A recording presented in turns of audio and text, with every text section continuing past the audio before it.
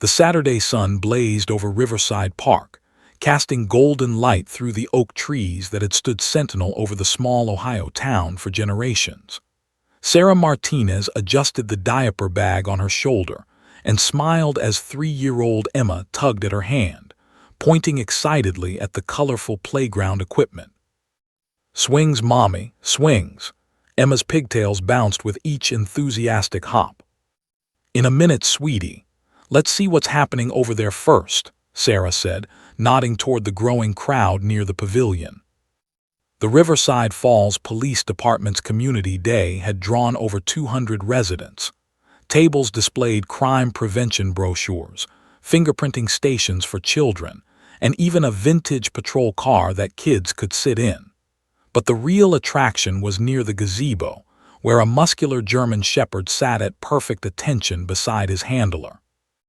Officer Jake Sullivan had been with the K-9 unit for 7 years, and Rex was his third partner. The 5-year-old dog had an impressive record: 15 drug busts, 3 missing person recoveries, and countless public appearances without a single incident. Jake took pride in that unblemished history. "All right, everyone, gather around but stay behind the rope, please," Jake announced, his voice carrying authority but warmth. Parents corralled excited children behind the yellow boundary rope that created a semicircle about 10 feet from where Rex sat. Emma pressed against her mother's legs, craning her neck to see over the crowd. Sarah lifted her onto her hip, and the little girl's brown eyes grew wide with wonder. "Big doggy," Emma whispered, mesmerized.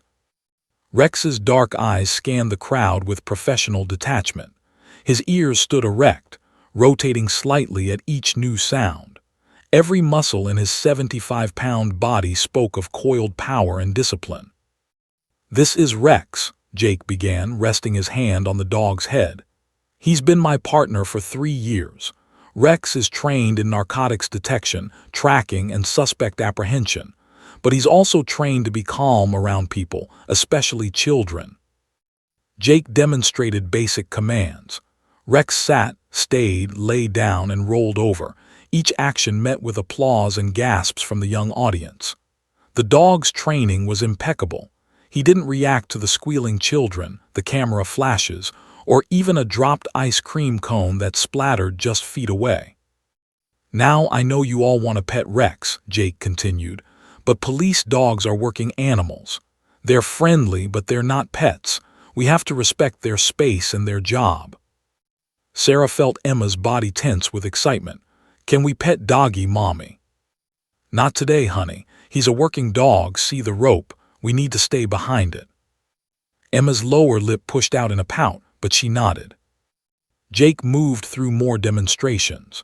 He showed how Rex could detect a hidden training pouch of scent material by having a volunteer hide it in one of 5 identical boxes. Rex found it in seconds, sitting beside the correct box and looking up at Jake for approval. The crowd loved it. Then Jake decided to show Rex's obedience under distraction. "I'm going to walk away, and Rex will stay right here, no matter what. This is important because sometimes in the field, I need him to hold position while I secure a scene." Jake walked 20 feet away, his back to Rex. The dog remained motionless, a statue of black and tan fur. That's when it happened. Sarah bent down to retrieve a toy Emma had dropped from the diaper bag. For just 3 seconds, 3 crucial seconds, her grip on Emma loosened. Emma, seeing the beautiful dog sitting alone and the nice policeman far away, made a toddler's impulsive decision. She wiggled free from her mother's grasp with the surprising strength that small children possess when determined. "Emma, no!" Sarah's scream cut through the pleasant afternoon chatter. But Emma was already moving, her little sneakers slapping against the grass. She ducked under the rope with the ease of someone not yet aware of boundaries or rules or danger. "Stop her!" someone shouted. Jake spun around, his heart lurching. A child, a tiny child, was running full speed toward Rex. His mind raced through scenarios, each one worse than the last.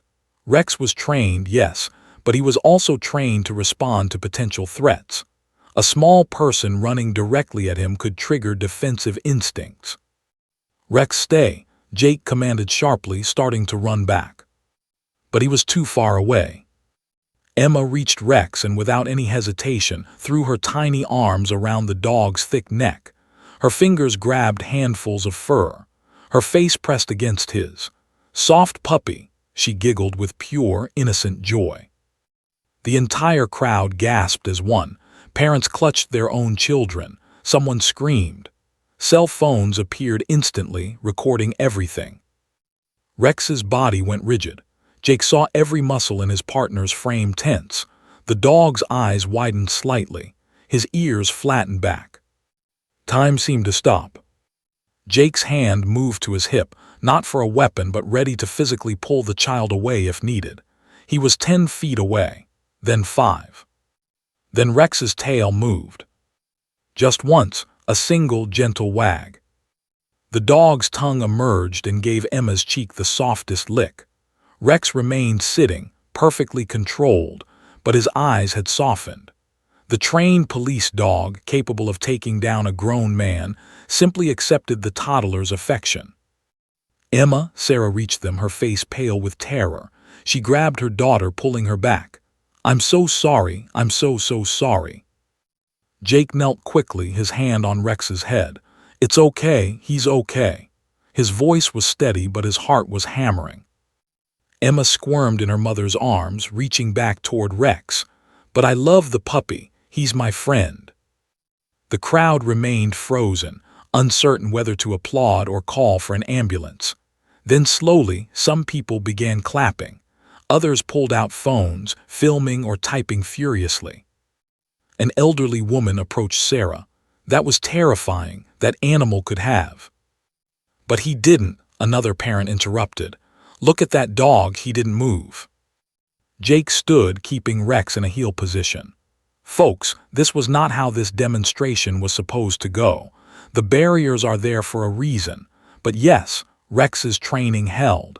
He's safe around people, but please always respect the boundaries." Sarah's hands shook as she buckled Emma back into the stroller, this time with straps. "Sweetie, you can't run away like that, ever. That was very dangerous." "But puppy nice," Emma insisted, already losing interest as another child walked by with cotton candy. As the crowd dispersed, Sarah didn't notice the man in the expensive suit taking photos with his phone.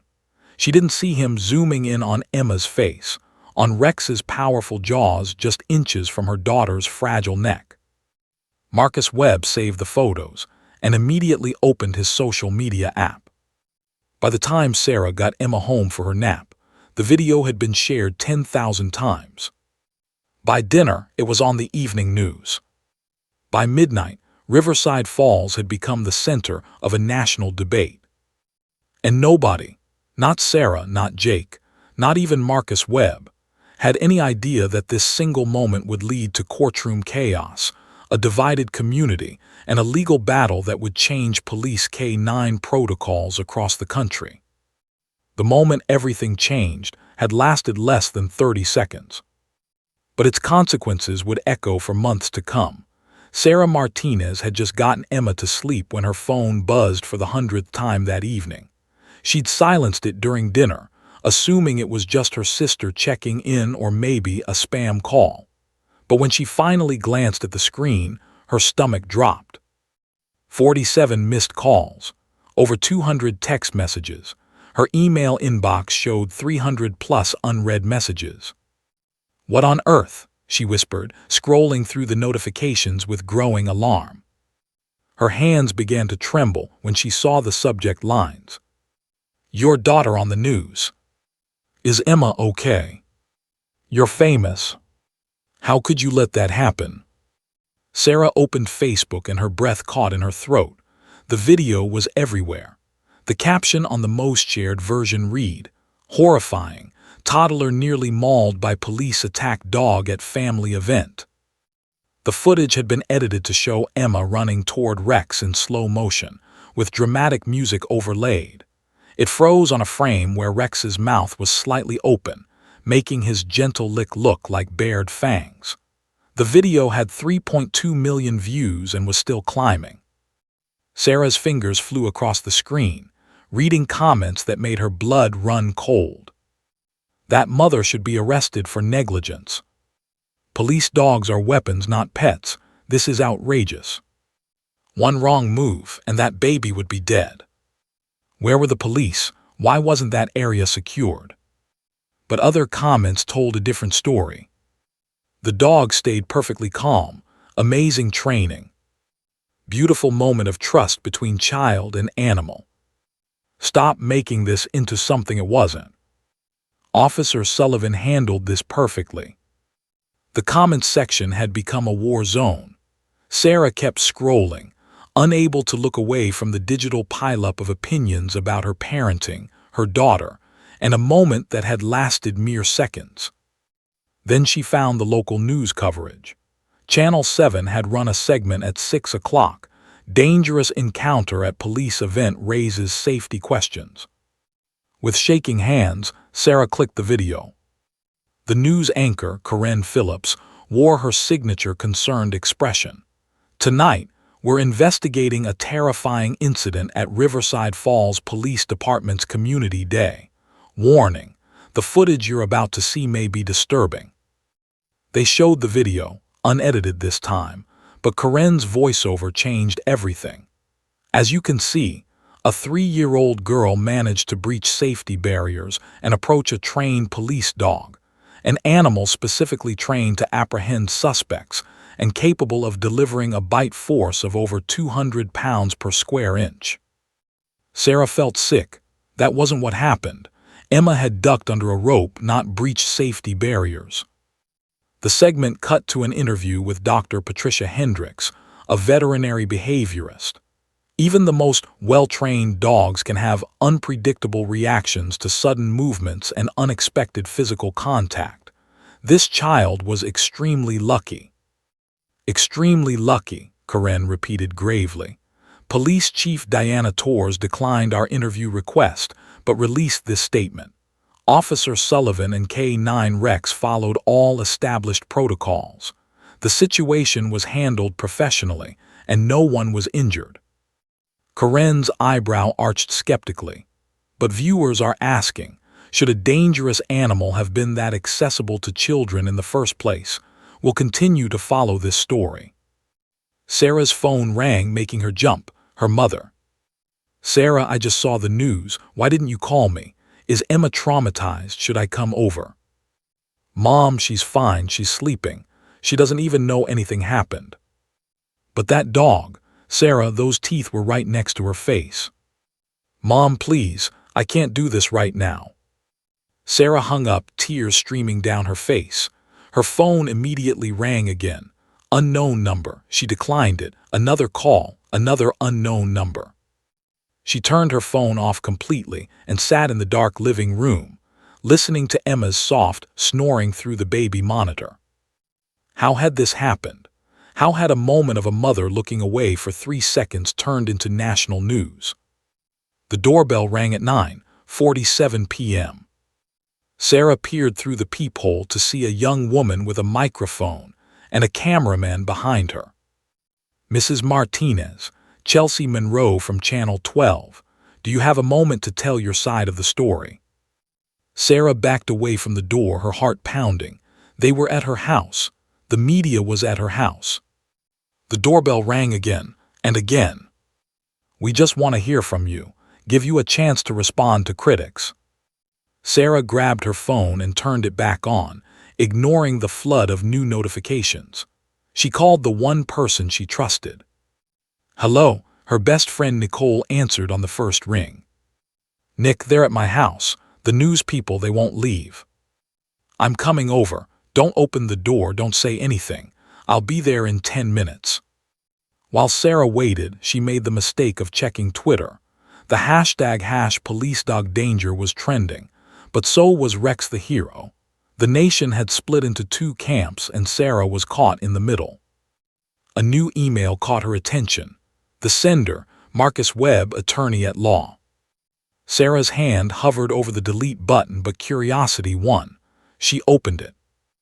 Dear Mrs. Martinez, my name is Marcus Webb, and I'm a civil rights attorney practicing in Fairfield County. I'm also a father of 2 young children. I was deeply disturbed by the footage of your daughter's encounter with the Riverside Falls K-9 unit today. While I'm grateful Emma wasn't physically harmed, I believe this incident represents a serious failure in police department protocols that endangered not just your daughter, but every child present at that event. I specialize in cases involving municipal liability and public safety. I would like to discuss representing you in a potential lawsuit against the Riverside Falls Police Department. This isn't just about your family. It's about ensuring this never happens to another child. I've already begun preliminary research, and I believe we have a strong case for negligent supervision, inadequate safety measures, and reckless endangerment. Please call me at your earliest convenience. Consultations are free, and you deserve answers. Respectfully, Marcus Webb-esque. Sarah read the email 3 times, her mind reeling. A lawsuit. She hadn't even thought about suing anyone. This was an accident, her accident for not holding Emma's hand tightly enough. But as she scrolled back through the comments calling her a bad mother, as she heard another news van pulling up outside her house, as she thought about how that edited video had made her daughter look like she'd been in mortal danger, something shifted inside her. Maybe Marcus Webb was right. Maybe the police department should have had better barriers. Maybe Officer Sullivan shouldn't have walked so far away from Rex. Maybe this wasn't entirely her fault. Her phone buzzed with a text from a number she didn't recognize. Your daughter got lucky. Next time she might not be. Those dogs are dangerous, make them pay.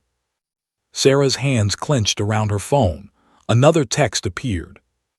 You're a terrible mother. You should have CPS investigate you. Then another. Thank you for showing how well-trained our police dogs are. Rex is a hero. Back the blue. The messages kept coming. Hate from both sides, blame from strangers who hadn't been there, hadn't felt that moment of pure terror when Emma slipped from her grasp. At 11:30 p.m., Sarah called Marcus Webb. Mr. Webb, this is Sarah Martinez. I got your email. Mrs. Martinez, thank you for calling. I know this must be overwhelming. It is, Sarah's voice cracked. I didn't want any of this. I just wanted to take my daughter to the park. I understand, but what happened today was wrong. That dog should never have been that accessible. The barriers were inadequate. Officer Sullivan's supervision was lacking. Your daughter could have been killed. But she wasn't. The dog was. He was gentle with her. This time, Webb said softly. But what about next time? What about the next child who runs up to a police dog? We need to make sure there are proper safeguards in place. Let me help you do that.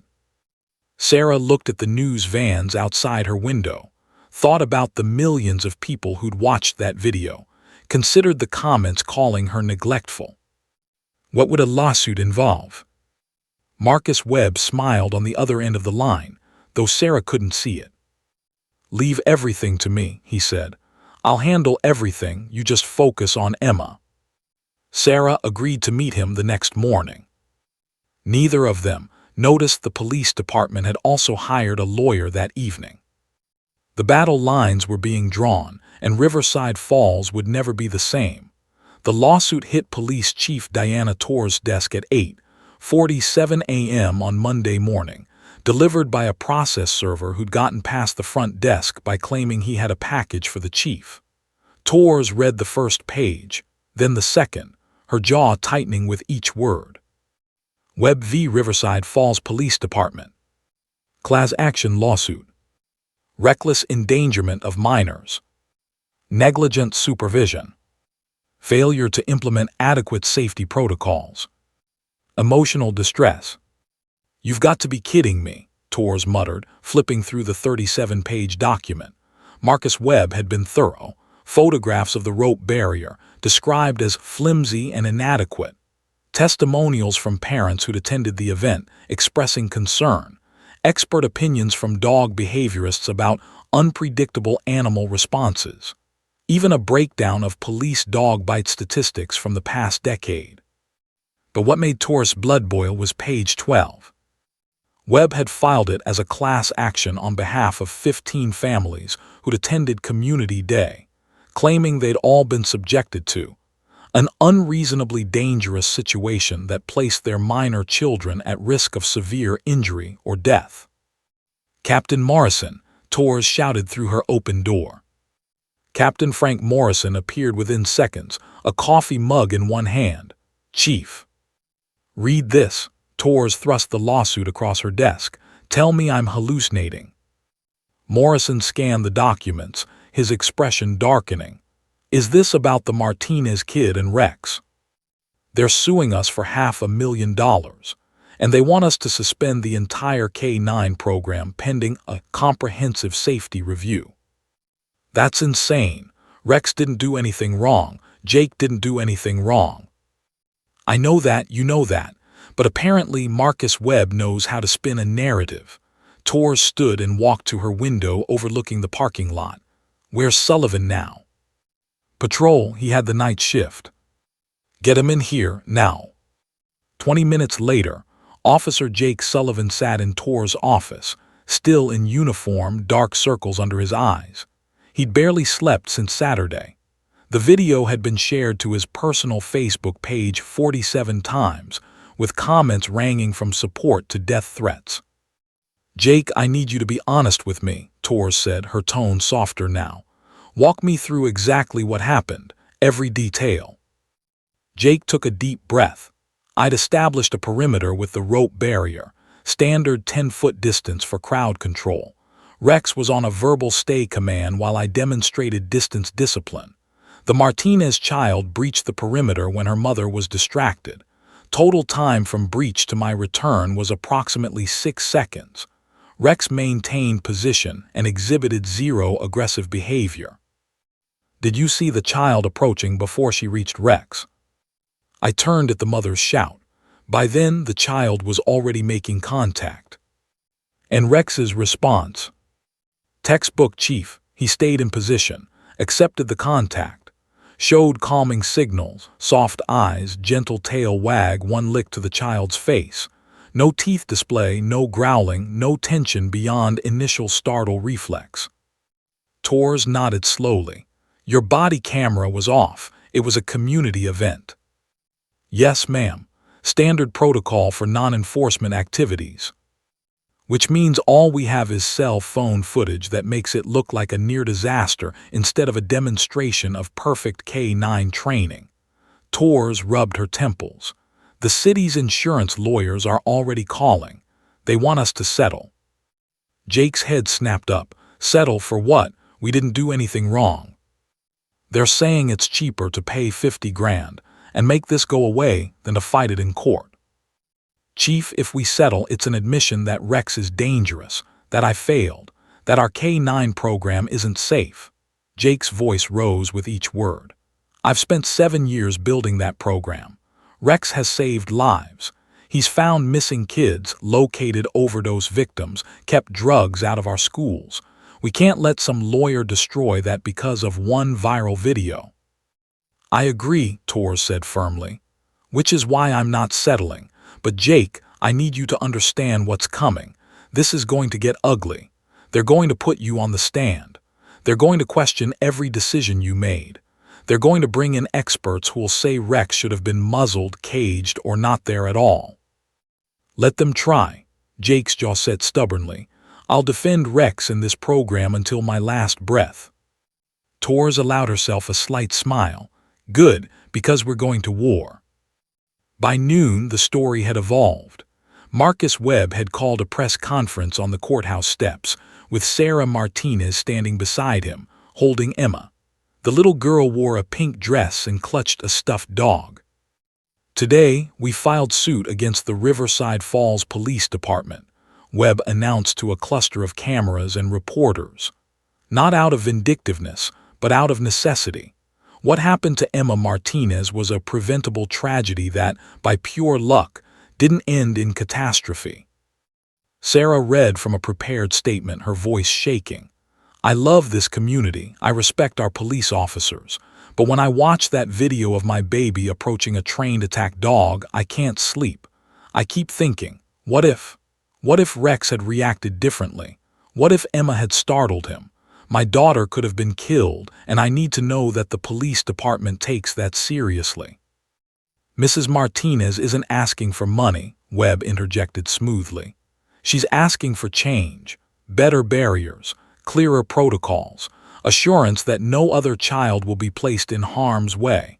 The police department has a choice: work with us to implement these safety measures or see us in court. A reporter shouted a question. What does the police department say? Webb's smile was thin. Chief Torres has refused to comment beyond a standard denial, which tells you everything you need to know about their priorities. The press conference aired on every local channel. By 3 p.m., the counter-protest had begun. Over 200 people gathered at City Hall, many in blue shirts with "Back the Blue" and "Rex is a hero" printed across them. Linda Kowalski, who owned the hardware store on Main Street, had organized it within hours using the community Facebook page. "This lawsuit is garbage," she shouted through a borrowed megaphone. "Rex is the gentlest dog I've ever met. My kids have met him a dozen times. Officer Sullivan is a professional. This is just some big city lawyer trying to make money off our town." The crowd roared approval. But across the street, a smaller counter-protest had formed. Marcus Webb hadn't organized it, it had sprung up organically. Parents held signs reading, "Protect our children and safety first." "A trained police dog is not a pet," yelled Derek Morrison, who'd been at the park with his twin daughters. "I don't care how well trained. Those animals can snap. My girls were 10 feet from that thing." The two groups began shouting at each other across the street. "Rex didn't snap, he was perfect." "This time, what about next time?" "You're overreacting. You're risking children's lives." The argument escalated. Someone threw a water bottle. Police had to form a line between the groups. Inside City Hall, Mayor Richard Thornton watched from his window, his face grave. "How bad is this going to get?" he asked his assistant. "Sir, the Facebook groups are multiplying. There's Justice for Emma with 3,000 members. Defend RFPD K9 unit has 5,000. People are taking sides on everything: where they shop, where they eat, which church they attend. Over a dog and a toddler. Over what they represent, sir. It's not about Rex anymore, it's about trust, authority, who gets to decide what's safe." Thornton sighed. "Get me Chief Torres and the city attorney. We need to contain this before it tears the town apart." But it was already too late. That evening, Officer Sullivan's daughter, Mackenzie, came home from school in tears. Someone had written "Killer Dog Daddy" on her locker. 3 former friends wouldn't sit with her at lunch. Sarah Martinez discovered someone had spray-painted her garage door. "Bad Mom," in red letters 3 feet high. But she also found a casserole on her doorstep with a note: "Stay strong. You're protecting all our bobbies." The local diner put up a sign: "We support RFPD." Half their regular customers stopped coming. The other half came more often. Marcus Webb's law office received 23 calls from parents wanting to join the lawsuit. He also received 6 death threats. Chief Torres authorized overtime for extra patrols. The town was fracturing along invisible lines, and nobody knew how to stop it. Jake Sullivan sat in his patrol car that night, Rex in the back, and stared at his phone. The hate mail kept coming, but so did the support. He had a court date in 6 weeks. His career, his partner, and his town's peace hung in the balance. And somehow it all came back to 30 seconds on a Saturday afternoon. Sarah Martinez hadn't left her house in 3 days. Not because she was afraid, though the spray paint on her garage had shaken her, but because everywhere she went people stared, whispered, judged. Emma, blissfully unaware of the chaos swirling around her, played with her toy animals on the living room floor, making them talk to each other in her toddler language. "Puppy go woof woof," Emma said, holding up a plastic dog. "Nice puppy like Rex." Sarah's heart clenched. Her daughter talked about Rex constantly, asked when they could visit the nice policeman again, drew pictures of dogs with crayons. Every night before bed, Emma requested the same story. "Tell me about the big puppy at the park, Mommy." How could Sarah explain that the big puppy was now the center of a legal battle? That millions of strangers had opinions about those 30 seconds? That half the town thought Rex was dangerous, while the other half thought Sarah was a negligent mother? Her phone buzzed, another call from Marcus Webb. Sarah let it go to voicemail, as she had with the previous 6 calls that day. She played the message on speaker while Emma played. "Sarah, it's Marcus. We need to discuss your deposition. The trial is in 4 weeks and we have a lot to prepare. Also, 3 more families have joined the suit, which strengthens our case considerably. Call me back. This is important." Sarah deleted the message and immediately felt guilty. Marcus was helping her, wasn't he? Fighting for safety. But something felt wrong. The lawsuit had taken on a life of its own, spiraling beyond her control. The doorbell rang. Sarah peered through the peephole, half expecting another reporter. Instead, she saw Nicole standing on the porch with 2 coffee cups and a bag from the bakery. "I know you're in there," Nicole called.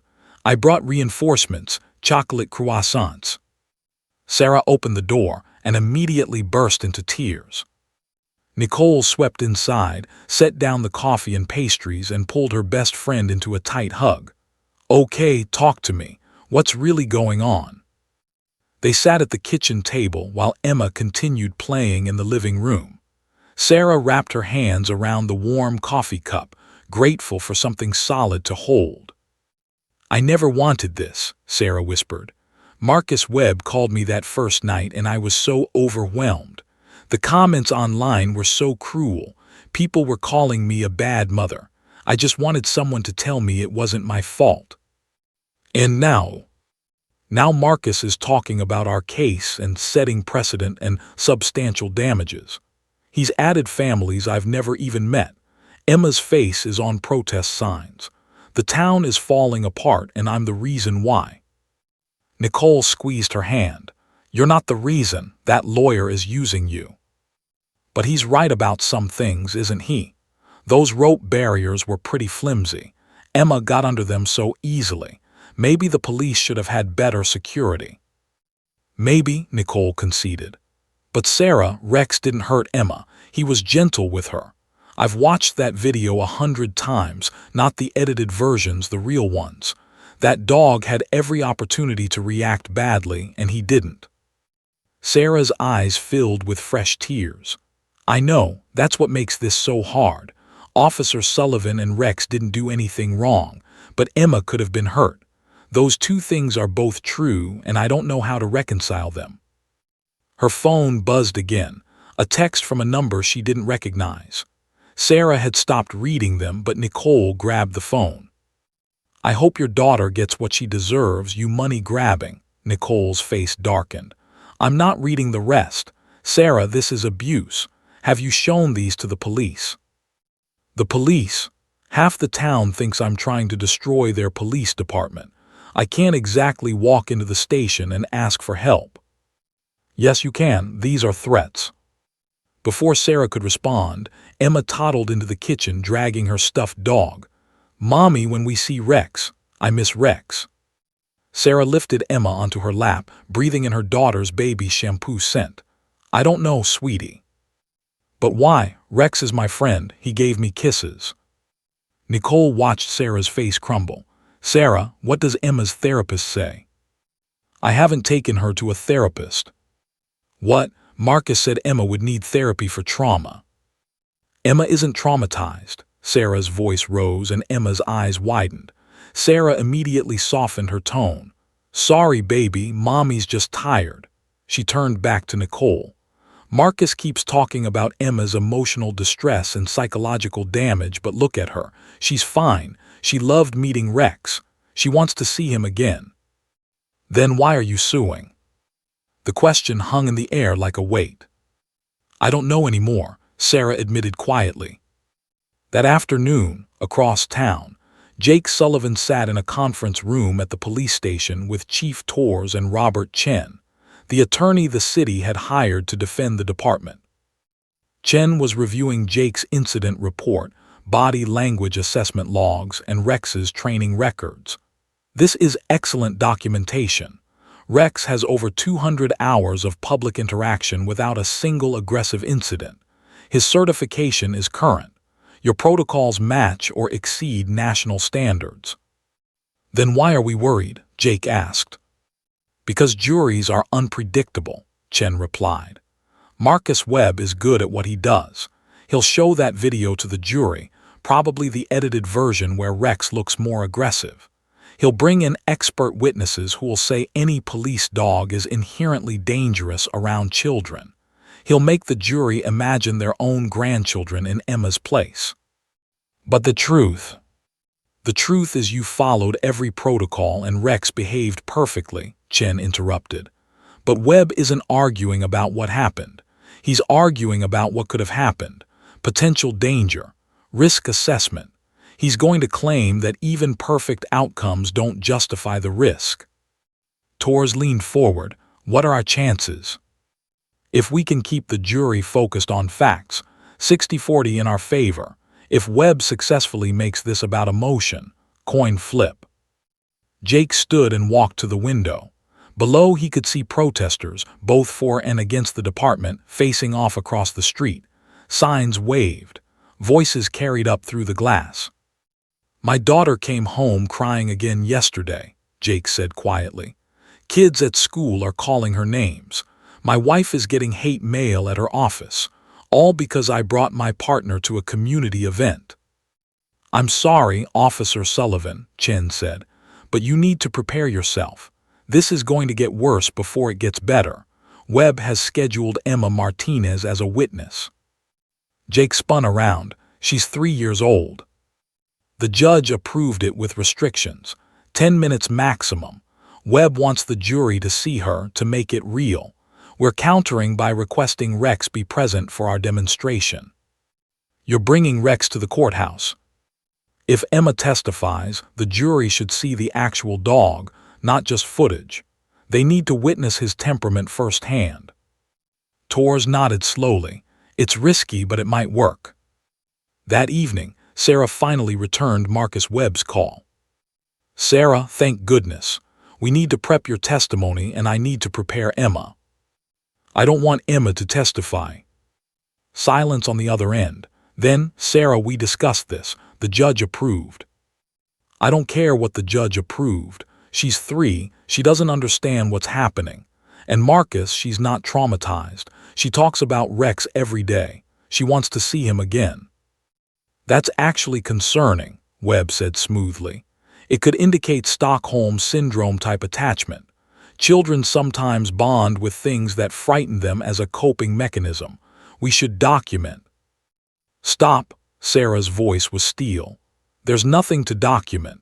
Emma wasn't frightened. She ran toward Rex because she wanted to pet him. She hugged him because she thought he was beautiful. The only person traumatized by this is me, and that's because of everything that came after, not the actual event. Sarah, I understand you're under stress. I want to drop the lawsuit. The words came out before Sarah fully realized she'd made the decision. That's not possible, Webb said, his tone changing. This is a class action now. 15 families are involved. We have a trial date. We've invested significant resources. Then remove me from it. I'll withdraw my name. The other families can do what they want, but Emma and I are done. Sarah, you're the face of this case. The video is of Emma, without you. Without me, you'll have to find another angle. I'm done, Marcus. Sarah hung up before he could respond. Her hands shook, but for the first time in days, she felt like she could breathe. Emma appeared in the doorway, rubbing her eyes. "Mommy, can we go see Rex tomorrow?" Sarah knelt and pulled her daughter close. "I don't know, baby, but I'm going to try." Outside, the town continued to fracture. Friendships ended over dinner table arguments. Business partnerships dissolved. The local newspaper's editorial board split 3-2 on whether to support the lawsuit. But in that moment, Sarah Martinez knew one thing with absolute certainty. She wouldn't let her daughter become a pawn in someone else's war. The trial was 3 weeks away, and Sarah had just changed everything. Marcus Webb appeared at Sarah's door at 7:30 the next morning, his Mercedes idling in her driveway. He wore a charcoal suit that probably cost more than Sarah's monthly rent, and his smile didn't reach his eyes. "We need to talk," he said when Sarah opened the door, still in her pajamas. "I told you on the phone, I'm withdrawing from the lawsuit." "That's what I'm here to discuss. May I come in?" Sarah reluctantly stepped aside. Emma was eating cereal at the kitchen table, and her face lit up when she saw the stranger. "Hi," Emma waved, milk dribbling down her chin. Webb's expression softened slightly. "Hello there, you must be Emma." "I'm 3. Emma held up 3 sticky fingers. "I can see that. You're a very brave girl." Sarah bristled at the word brave, as if Emma had survived something terrible rather than simply hugging a dog. She guided Webb into the living room, out of Emma's earshot. "Sarah, I understand you're having second thoughts," Webb began, settling onto her couch uninvited. "That's completely natural. This process is stressful, but you need to understand the legal realities here." "What legal realities?" "When you signed on as the lead plaintiff in a class action lawsuit, you entered into a legal contract. The other 14 families have built their cases around yours. We've filed motions, scheduled depositions, retained expert witnesses. You can't simply walk away." Sarah's stomach dropped. "What are you saying?" "I'm saying that if you try to withdraw now, 3 weeks before trial, the judge will likely deny your request. It would prejudice the other plaintiffs and waste significant court resources. You're locked in, Sarah." "But I never agreed to be the lead plaintiff. I just wanted." "You wanted accountability, safety improvements. That's exactly what we're fighting for." Webb leaned forward, his voice taking on a rehearsed quality. "Sarah, think about Emma. Think about all the other Emmas in this town. Don't you want to make sure this never happens again?" "It didn't happen in the first place. Emma is fine." "This time," Webb's voice hardened. "But what about next time? What if the next child startles the dog? What if the next handler isn't as experienced as Officer Sullivan? You have a responsibility." "Don't talk to me about responsibility," Sarah snapped. "You're using my daughter's face on posters without my permission. You're giving press conferences I never approved. This stopped being about safety the moment you turned it into a circus." Webb stood, straightening his tie. "I'll pretend I didn't hear that. We have a pre-trial meeting with Judge Kowalski in 5 days. You need to be there. And Sarah, whether you like it or not, Emma testifies in 3 weeks. The judge has already approved it." After he left, Sarah called the only person she could think of who might help, Robert Chen, the attorney defending the police department. Chen listened to her story, then sighed heavily. "Mrs. Martinez, I'm going to be honest with you. Marcus Webb is right about one thing. Withdrawing from a class action lawsuit at this stage is extremely difficult. The judge could allow it, but it's unlikely. So I'm trapped." "Legally, yes, but there's something else you should know. Webb has structured this case so that your testimony and Emma's are critical to the other plaintiff's claims.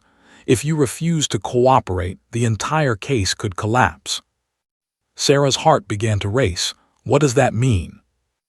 "It means you have more power than you think, but using it would be complicated. And Mrs. Martinez, I need to be clear. I represent the police department, not you. Anything you're considering, you should discuss with your own attorney." "Webb is my attorney." "Then you might want to get a second opinion." That afternoon, Sarah met with Linda Garrison, a local attorney who handled family law and small civil cases. Linda's office was above the post office, nothing like Marcus Webb's glass-tower downtown firm. "He's not wrong about the legal contract," Linda said after reviewing the paperwork Sarah had signed. "But he buried some concerning language in here. Look at paragraph 7. Lead plaintiff agrees to make herself and minor child available for all depositions, hearings, and trial testimony as required by counsel. You essentially gave him control over Emma's involvement." Sarah felt sick. "I didn't read it carefully. He said it was standard paperwork." "It's not standard, it's aggressive. Most class action agreements don't explicitly mandate minor testimony." Linda tapped her pen on the document. "But here's what I can tell you. Judge Kowalski is fair. If you stand up in that courtroom and tell her you believe this lawsuit is wrong, that you don't want Emma involved, that you think Officer Sullivan and Rex acted appropriately, the judge will listen. Even if it destroys the other families' cases." Sarah, those families joined a bandwagon. Most of them were nowhere near Rex that day. They're claiming emotional distress from watching the video. "Your case is the only one with any real weight because Emma was the child involved. Without you, Webb has nothing." Sarah stared out the window at Main Street below. Mrs. Chen from the flower shop was hanging a "We Support RFPDK9" banner. Across the street, the bookstore displayed a sign reading "Child Safety First." The town was still divided, and Sarah was the fault line.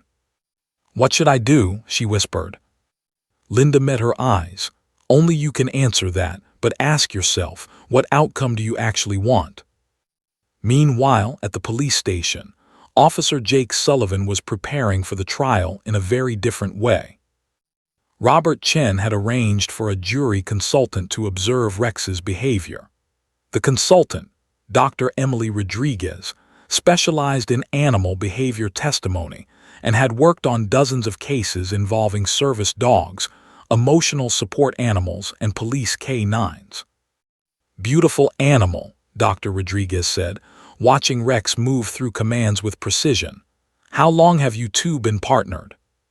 3 years. He's the best partner I've ever had." "Tell me about his socialization history, specifically with children." Jake pulled out a thick binder. "Rex has participated in 43 community events over 3 years. He's interacted with approximately 2,000 people, including 600+ children. Not a single incident.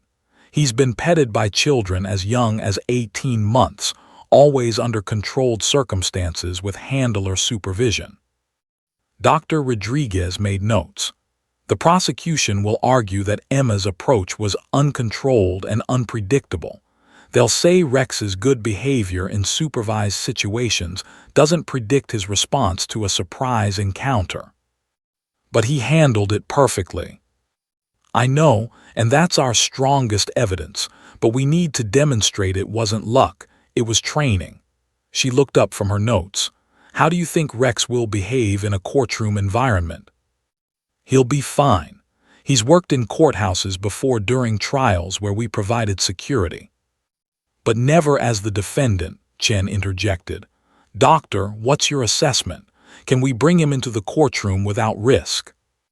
Dr. Rodriguez studied Rex for a long moment. The German shepherd sat calmly, his dark eyes intelligent and alert. "I think he'll be fine, but there's an element we can't control." "What's that?" "The child, Emma Martinez. If she sees Rex again, how will she react? And how will the jury interpret that reaction?" Jake hadn't considered that. "You think she'll be scared of him?" "I think she might run to him again," Dr. Rodriguez said quietly. "And if she does, in the middle of a courtroom with cameras and a jury watching, that could change everything." Chen's eyes widened. "That could either vindicate us completely or make us look like we're manufacturing a moment." "We can't control it," Jake said. "We can't ask the kid to act scared or happy or anything else. Whatever happens, happens." "Exactly," Dr. Rodriguez agreed. which makes this incredibly risky, but also potentially powerful. The pretrial hearing arrived on a gray Thursday morning. Judge Patricia Kowalski's courtroom was packed with reporters, interested citizens, and members of both protest factions. Marcus Webb sat at the plaintiff's table with his legal team, papers spread before him. Sarah Martinez sat beside him, pale and drawn. She'd barely slept in 3 days. At the defense table, Robert Chen reviewed his notes, while Chief Torres and Officer Sullivan sat behind him in the gallery. Judge Kowalski entered, and everyone stood. "Be seated," she said crisply. "We're here for final pretrial motions and scheduling. Mr. Webb, I understand you wish to call the minor child Emma Martinez as a witness." "Yes, Your Honor. Her testimony is crucial to establishing the dangerous nature of the encounter." "And Mr. Chen, you're requesting permission to bring a police dog into my courtroom." "K9 Rex, Your Honor, to demonstrate his training and temperament to the jury." Judge Kowalski removed her glasses, cleaning them slowly. "Let me be clear with both of you. I don't like bringing 3-year-olds into courtrooms, and I don't love the idea of a 75-pound police dog in my space. But I understand the unique circumstances of this case require unique accommodation." She looked at Sarah. "Mrs. Martinez, do you consent to your daughter testifying?" Sarah's mouth went dry. Marcus Webb's hand gripped her arm under the table, a warning. "Mrs. Martinez," the judge repeated. Sarah looked at Emma's drawing in her purse, a crayon sketch of a big brown dog with Rex written in wobbly letters above it. "Your Honor," Sarah began, her voice trembling, "I need to tell you something." Marcus Webb's grip tightened. The courtroom held its breath. "Your Honor, I need to tell you something," Sarah repeated, her voice growing stronger. She pulled her arm away from Marcus Webb's grip. "I don't want to be part of this lawsuit anymore." The courtroom erupted. Reporters frantically typed on phones. Webb shot to his feet. "Your Honor, my client is clearly under duress." "Sit down, Mr. Webb," Judge Kowalski commanded. "Mrs. Martinez, please continue." Sarah stood, her legs shaking but her resolve firm. "That day at the park, I looked away for 3 seconds. My daughter got loose and ran to a dog she thought was beautiful. Officer Sullivan and Rex didn't do anything wrong. Rex was gentle with Emma. She wasn't traumatized. She loved it. She talks about Rex every single day and wants to see him again." "Your Honor, this is highly irregular," Webb protested. "Mrs. Martinez signed a binding agreement." "I signed papers I didn't fully understand because you called me the same night the video went viral and I was overwhelmed," Sarah interrupted, shocking herself with her boldness. "You told me this was about safety, but it's not. You've turned my daughter into a poster child for a case that doesn't reflect what actually happened." Judge Kowalski leaned forward. "Mrs. Martinez, are you saying you want to withdraw as a plaintiff?" "Yes, Your Honor. And I don't want Emma to testify. She's 3 years old. She doesn't understand any of this. All she knows is she met a nice dog and now everyone's angry about it." Marcus Webb's face had turned crimson. "Your Honor, 14 other families are depending on this testimony. Mrs. Martinez can't simply abandon her legal obligations." "Can't I?" Sarah turned to face him directly. "You said I had a responsibility to other children. But my first responsibility is to my own child, and putting her on a witness stand to describe something that didn't scare her as if it was traumatic, that's wrong." The gallery buzzed with whispered conversations. Chief Torres and Officer Sullivan exchanged glances of disbelief. Judge Kowalski raised her hand for silence. "Mr. Webb, Mrs. Martinez raises valid concerns. While she did sign your agreement, I'm troubled by the mandatory minor testimony clause. This court has significant discretion in matters involving children." "Your Honor, without the Martinez testimony, the other plaintiffs." "The other plaintiffs were not involved in the actual incident," the judge stated flatly. They're claiming distress from witnessing or hearing about the encounter. Mrs. Martinez and her daughter are your only direct witnesses." She paused. "Which means if Mrs. Martinez withdraws, you don't have much of a case, do you?" Webb's silence was answer enough. "I'm inclined to grant Mrs. Martinez's motion to withdraw," Judge Kowalski continued. "However, given the unusual circumstances and the public interest in this matter, I'm going to make an unconventional ruling." Everyone leaned forward. "We're going to proceed with the scheduled trial date, but with modifications. Mrs. Martinez, you'll testify, but you'll testify truthfully about what you actually witnessed and felt, not what Mr. Webb wants you to say. Emma will be present in the courtroom, but only as an observer unless she naturally becomes part of the proceedings." "Your Honor, I don't understand," Webb began. "And Mr. Chen, you'll bring K9 Rex to the courthouse. We'll let the jury see for themselves how this dog behaves in the presence of the child. No scripts, no rehearsals, just the truth." Judge Kowalski's eyes swept the courtroom. "I've been a judge for 23 years and I've never seen a case more twisted by public opinion and social media. We're going to cut through the noise and focus on facts. Trial begins Monday, 9 a.m. Court adjourned." The gavel struck with finality. 3 days later, trial day. Courtroom 3B was packed beyond capacity. Every seat filled, people standing along the walls. Security had been doubled. News crews from 4 states positioned themselves outside, broadcasting live. Sarah sat in the front row of the gallery now, no longer at the plaintiff's table. She'd been officially removed as lead plaintiff, but Judge Kowalski had subpoenaed her as a witness for the court itself, neither plaintiff nor defendant. Emma sat beside her mother, swinging her little legs, clutching her stuffed dog. Sarah had dressed her in a simple blue dress. "Are we seeing the puppy today, Mommy?" "Maybe, sweetie, but you have to be very quiet, okay?" "Okay," Emma whispered, her eyes wide with excitement. The jury filed in, 7 women, 5 men, faces neutral but curious. They'd been instructed not to watch news coverage or read social media about the case, though everyone knew that was nearly impossible. Marcus Webb called his first witness, Dr. Patricia Hendricks, the veterinary behaviorist who'd appeared on the news. She testified about bite force, unpredictable canine behavior, and statistical risks. Then came the parents who'd been at the park, describing their fear and horror at seeing Emma approach Rex. Most admitted they'd been 30 or 40 feet away and hadn't actually witnessed the encounter directly, only seen the aftermath. The testimony droned on through the morning. Emma fidgeted in her seat, growing bored. Sarah gave her crayons and paper to draw. After lunch recess, Robert Chen called his first witness, Officer Jake Sullivan.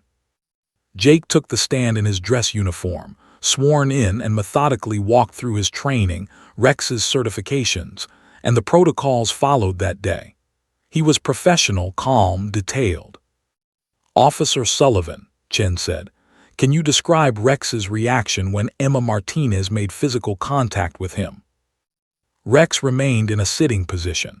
His body language showed initial surprise, ears forward, slight muscle tension, but within 1 second he exhibited calming signals. Soft eyes, gentle tail movement, one affiliative lick to the child's face. Textbook non-aggressive response. And if Rex had felt threatened or aggressive, he would have stood, possibly backed away, or in extreme cases, displayed teeth or vocalized. He did none of those things. Marcus Webb's cross-examination was aggressive. "But Officer Sullivan, you can't predict with 100% certainty how any dog will react to a surprise stimulus, can you? No animal or human behavior is 100% predictable, but Rex's training and history give me confidence in his responses. Confidence that a 3-year-old girl's safety should depend on. Confidence that he's a safe, reliable partner who's proven himself hundreds of times." Webb pressed harder, but Jake held firm. Then came the moment everyone had been waiting for. "Your Honor," Chen announced, "the defense calls K9 Rex." A ripple of murmurs spread through the courtroom. The bailiff opened the side door, and Officer Sullivan stepped down from the witness stand. He walked to the door and gave a hand signal. Rex entered. The German shepherd moved with controlled grace, his eyes scanning the unfamiliar environment. He stayed in perfect heel position beside Jake, who led him to the front of the courtroom. The jury watched intently. Some leaned forward, others sat back slightly. Rex sat on command, motionless except for his alert gaze moving around the room. Then Emma saw him. "Rex," she screamed with pure, unbridled joy. Before Sarah could grab her, Emma was moving. She scrambled out of her seat, her stuffed dog falling to the floor. She ducked under the gallery railing with the agility only a toddler possesses. "Emma, no!" Sarah lunged, but Emma was too fast. The bailiff moved to intercept, but Emma was already past him, her little shoes slapping against the courtroom floor. "Someone stop her!" Marcus Webb shouted, half rising from his chair. Judge Kowalski's gavel cracked like thunder. "Order! Everyone remain!" But Emma wasn't listening. She ran full speed down the center aisle, arms outstretched, face lit with the biggest smile anyone in that courtroom had ever seen. "My puppy, my friend," Emma shouted, her voice echoing off the wood-paneled walls. The courtroom held its collective breath. Rex's ears perked forward. His tail, which had been still, began to wag, slowly at first, then faster. Emma reached him and threw her arms around his neck exactly as she had at the park, squeezing him with all the fierce love a 3-year-old could muster. "I missed you so much." Rex's tail wagged harder. He turned his massive head and gently licked Emma's cheek, then her nose, then her giggling mouth. His entire body seemed to relax, and he leaned slightly into the little girl's embrace. The courtroom exploded. Cameras flashed despite the prohibition. Half the gallery gasped, others laughed. Some people had tears in their eyes. "Order!" Judge Kowalski hammered her gavel repeatedly. "Order in this court." Marcus Webb jumped up. "Your Honor, this is clearly staged. The defense planned." "Sit down, Mr. Webb," the judge commanded. "That child's reaction was as genuine as anything I've seen in this courtroom." Sarah finally reached Emma, scooping her up, but Emma clung to Rex's fur, refusing to let go. "No, Mommy, my friend, I stay with Rex." Rex remained perfectly still, patient as ever, his tail still wagging gently. Officer Sullivan knelt beside them. "Emma, Rex is very happy to see you too, but we're in a courtroom now. You need to go back to your mommy." Emma's lower lip trembled. But I love Rex." "And Rex loves you too. Look at his tail." Emma looked and her face broke into another smile. "He's wagging, he remembers me." The entire courtroom, jury included, watched this exchange with rapt attention. The authenticity was undeniable. This wasn't fear. This wasn't trauma. This was a child reuniting with a friend. Judge Patricia Kowalski stared at the scene before her. Emma Martinez clinging to Rex's neck, the dog's tail wagging gently, Sarah trying to coax her daughter away, and a courtroom full of people who just witnessed something no legal brief could have prepared them for. "Bailiff," the judge said quietly, "please escort Mrs. Martinez and Emma to my chambers. Officer Sullivan, bring Rex. Everyone else stays seated." Marcus Webb shot to his feet. "Your Honor, I object. This is highly irregular." "Mr. Webb, everything about this case has been irregular from day one. My chambers, now, both legal teams." The judge's chambers were spacious but suddenly felt crowded with 2 lawyers, their assistants, a police officer, a German shepherd, a mother, and a toddler who was still trying to reach Rex from her mother's arms. "Please sit," Judge Kowalski said, settling behind her desk. She looked at Emma, who'd finally calmed down when Rex lay down near her feet. The little girl immediately sat cross-legged on the floor beside him, gently petting his head. "Your Honor, this display proves nothing," Webb argued. "The child's attachment to the animal could indicate trauma bonding." "Mr. Webb," the judge interrupted, her patience visibly thin, "I've been on the bench for 23 years. I've presided over cases involving abused children, traumatized victims, and genuine PTSD. What I just witnessed in my courtroom was not trauma. That was pure, uncomplicated joy." She turned to Sarah. "Mrs. Martinez, I need you to be completely honest with me. When Emma ran to Rex just now, were you scared?" Sarah looked at her daughter, who was now showing Rex her stuffed dog, making them kiss each other.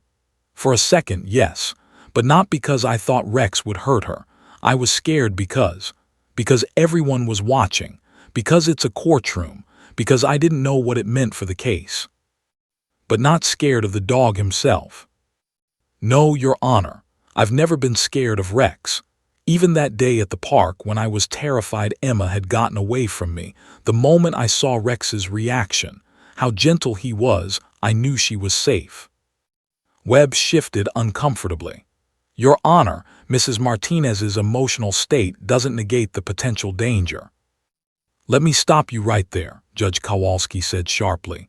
"I've read every deposition, every expert report, every piece of evidence in this case. And do you know what I haven't found? A single shred of evidence that Rex has ever shown aggression toward anyone, let alone a child." She pulled out a document. "I did my own research. Rex's training records show 247 hours of public interaction. He's been at 30 elementary schools for education programs. He's worked the county fair for 3 consecutive years where hundreds of children saw him daily. He participates in the annual 4th of July parade, walking through crowds of thousands. Not once, not ever, has he displayed aggression." Chen leaned forward. "Your Honor, that's been our argument from the beginning. This lawsuit is based on hypothetical danger, not actual evidence." "I'm aware, Mr. Chen." The judge turned back to Webb. "Mr. Webb, let me ask you something. Why did you take this case?" Webb straightened.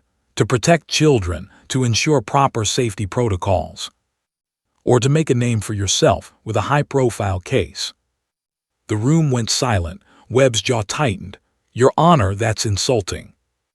"It's a fair question.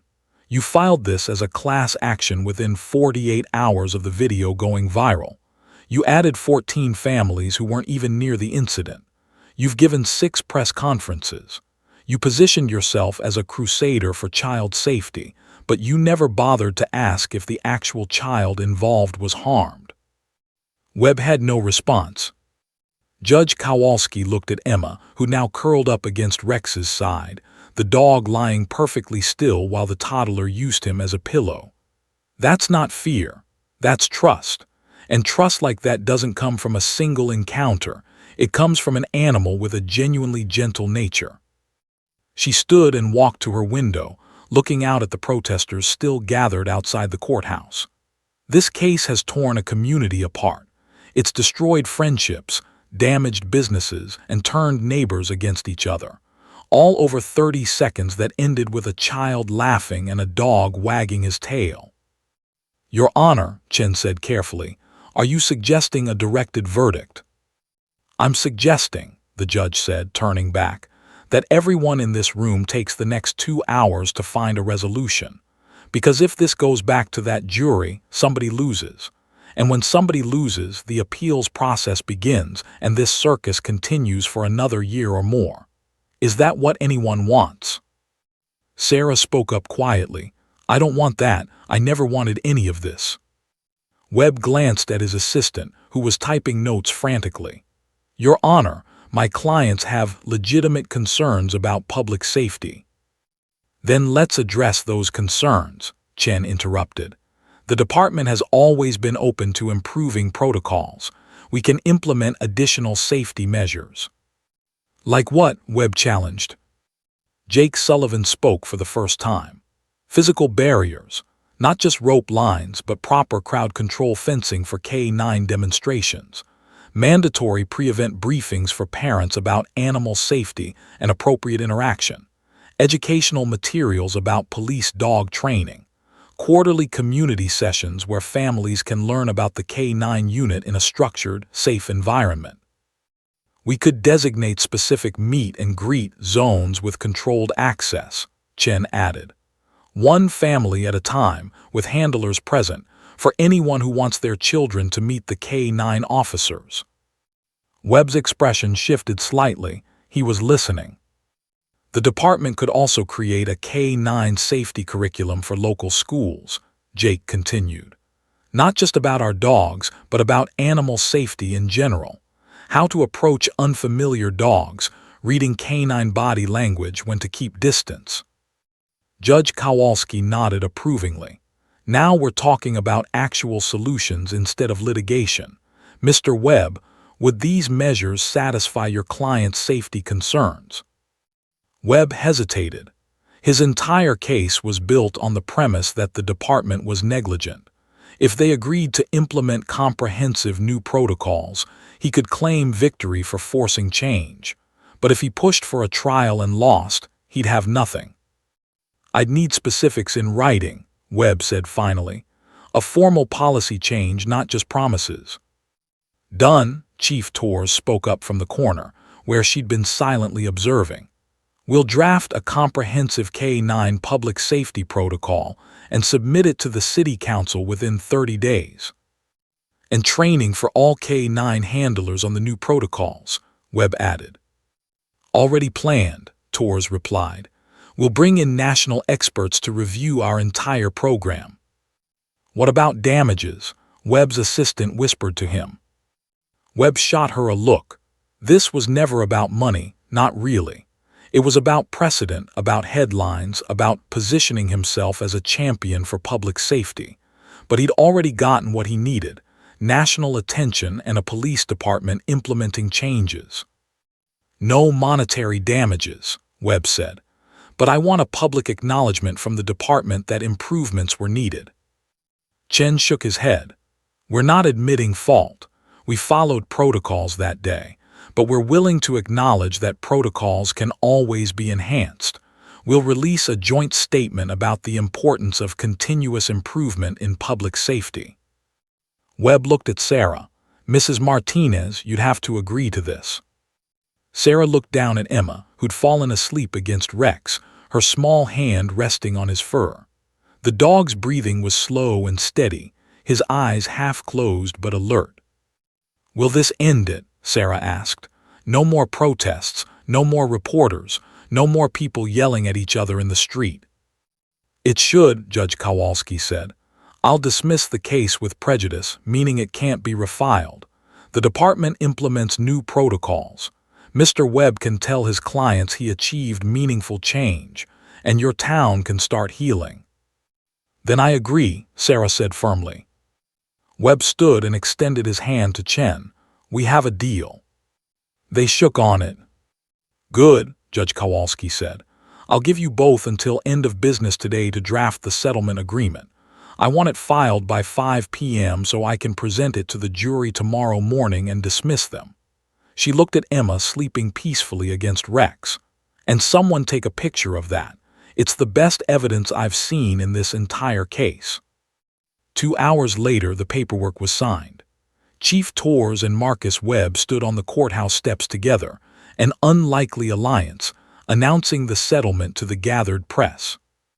Today, we reached an agreement that prioritizes public safety while recognizing the professionalism of the Riverside Falls Police Department, Webb announced.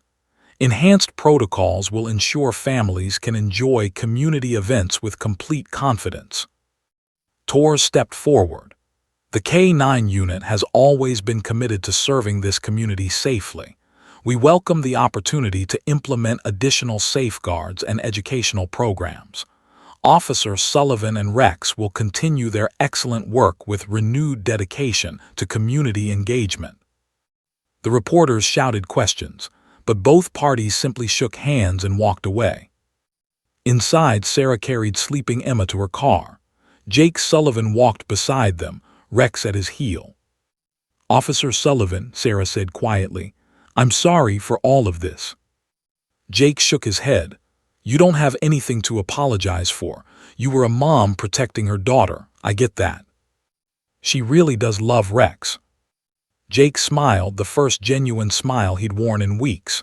"Rex loves her too. You can tell. Could we, maybe sometime, bring Emma to one of those new meet-and-greet sessions you mentioned? Mrs. Martinez, you and Emma will be our first official visitors." Jake extended his hand. "Friends." Sarah shook it. "Friends." As they walked to their separate cars, neither noticed the dozens of people watching from the courthouse windows. The war was over. The healing could begin.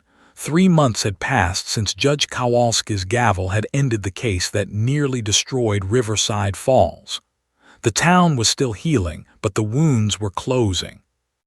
The "Bad Mom" graffiti on Sarah's garage had been painted over by volunteers from both sides of the former divide.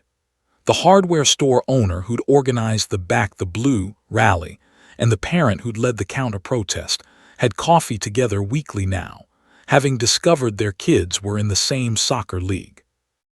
On a crisp Saturday morning in early autumn, Riverside Park was transformed. A large banner stretched across the pavilion: First Annual Riverside Falls K-9 Community Education Day. Professional crowd control barriers created designated zones. Educational posters explained police dog training, hand signals, and safety protocols.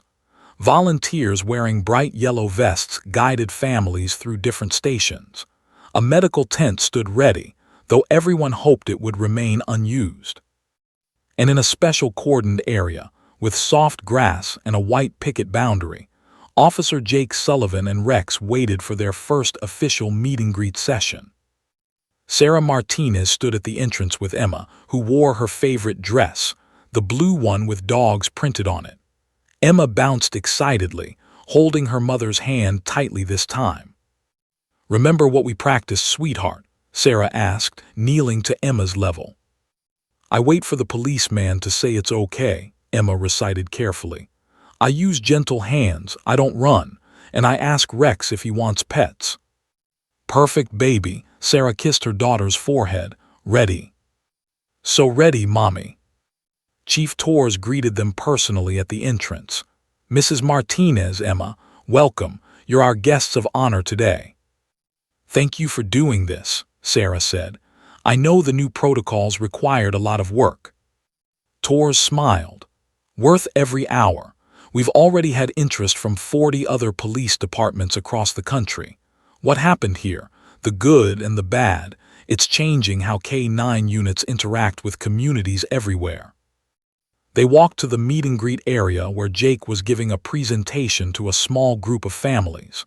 Rex sat beside him, wearing a vest that said, "Ask to Pet Me." When Jake saw Emma, his face lit up. "Hey, everyone, I'd like you to meet someone special. This is Emma, and she's going to help me show you the right way to meet a police dog." Emma walked forward carefully, her steps measured. Not the wild run of 3 months ago, but controlled. Excited but cautious. "Hi, Rex," Emma said softly when she reached the barrier.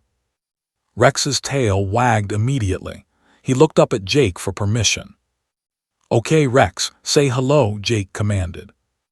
Rex stood and walked to Emma, who'd been invited inside the barrier. The dog sat in front of her, and Emma carefully extended her hand for him to sniff, just as she'd been taught. Rex's tail wagged faster. He licked her hand gently.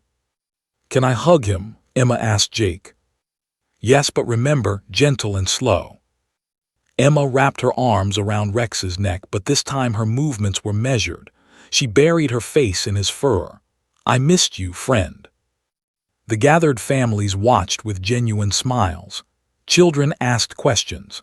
Parents took photos, but they were photos of education, of connection, of trust properly built. Over the next hour, 20 families participated in the structured meet-and-greet. Each child learned proper approach techniques. Each parent received information about K-9 units and general dog safety. Jake demonstrated Rex's skills with new context, Not just impressive tricks, but the discipline and control that made him safe. Sarah watched Emma's third turn meeting Rex. Yes, they'd gone through the line multiple times and felt tears in her eyes. Beautiful, isn't it? Sarah turned to find Marcus Webb standing beside her. She stiffened instinctively. "I'm not here to cause trouble," Webb said quickly, raising his hands. I wanted to see what came of all this." "You mean what came of the chaos you created?" Webb flinched but nodded. "Fair. Sarah, I owe you an apology, a real one. I turned your daughter into a symbol instead of seeing her as a person. I was so focused on making a case that I forgot to ask the most important question. Was anyone actually hurt?" Sarah studied his face, looking for insincerity but finding only genuine regret. "Why are you really here?" she asked. "Because I have a daughter Emma's age," Webb admitted. "And watching her with that dog just now, the joy, the trust, I realized what I almost took away from both of them. You were right to stand up to me. I was wrong." Sarah didn't forgive him completely. Some wounds took longer to heal, but she nodded. "Thank you for saying that." Webb gestured to the crowd. This is good. This is what I should have pushed for from the beginning, real solutions instead of lawsuits." He walked away, leaving Sarah with her thoughts. By afternoon, the event had drawn over 500 people. The local news covered it, but this time the story was positive. Channel 7's Corinne Phillips interviewed families leaving with smiles and educational packets. "This is how community policing should work," one father told the camera. "My kids learned so much today. They're not scared of police dogs anymore. They understand them." As the day wound down, Chief Torres made an announcement from the pavilion. "Before we close, I have something special to share. Officer Sullivan and Rex have been with our K-9 unit for 7 years. They've had an exemplary career, 15 drug busts, 3 missing person recoveries, and now hundreds of successful community interactions." The crowd applauded. "After this year, Jake and Rex will be retiring from active patrol duty," Torres continued. "But they're not leaving us. They'll be transitioning full-time to our new community education and K-9 safety program. They'll visit every school in the county, teaching kids what they taught you here today." More applause, louder this time. Jake stood with Rex, overwhelmed by the response. This wasn't the ending he'd imagined 3 months ago when his career seemed over. This was better, meaningful, lasting impact beyond arrests and seizures. As families began leaving, Sarah and Emma stayed behind to help volunteers clean up. Emma tugged her mother's sleeve. "Mommy, can I say bye to Rex?" "Of course, sweetie." They found Jake packing up equipment. Rex lay in the grass, tired but content. "Officer Sullivan," Sarah called. "Emma wants to say goodbye." Jake smiled. Rex would like that.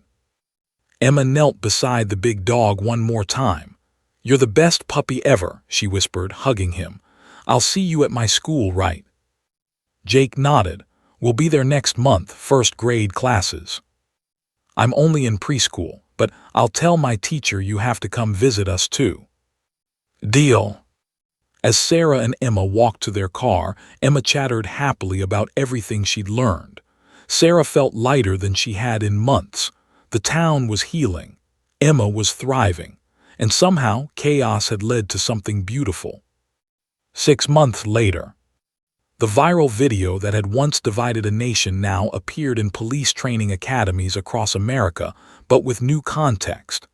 Training instructors showed the unedited footage, Emma running to Rex, the dog's gentle response, the child's joy. "This," instructors explained, "is what 247 hours of proper socialization and training looks like. This is the standard we're working toward. Not a dog that's just controlled, but a dog that's genuinely safe and trustworthy around the public, especially children." The Riverside Falls protocols became a model. 43 police departments adopted similar programs. K-9 units nationwide began implementing enhanced community education initiatives. And in Riverside Falls itself, the scars continued to fade.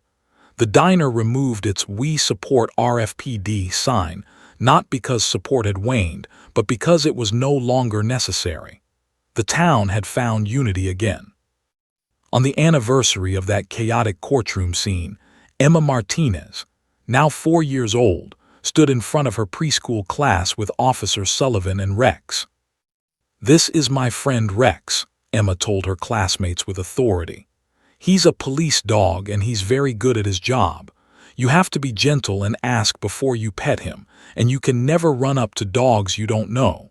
But if you're kind and careful, dogs can be the best friends ever." Rex's tail wagged. The children applauded. And somewhere, Judge Patricia Kowalski read about it in the newspaper and smiled. Sometimes chaos really did lead to meaningful change. Sometimes the best outcomes came from the most unexpected places. Sometimes a 3-year-old and a German shepherd could teach an entire nation about trust, healing, and second chances. The end.